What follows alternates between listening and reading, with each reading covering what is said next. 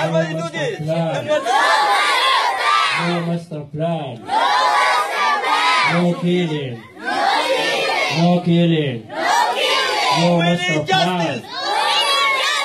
We need justice. We need justice. We need justice for all Hmong people. We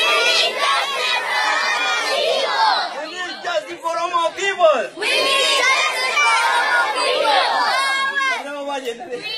Stop killing Oromo shall be free.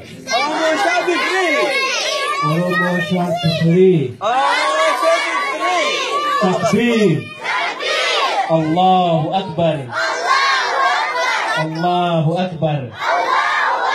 Allahu Akbar. Oromoon biyya ofii ni argata. Oromoon biyya ofii ni argata. Duuti haa dhaabbattu. What are you doing? Duuti haa dhaabbattu. Duuti haa dhaabbattu.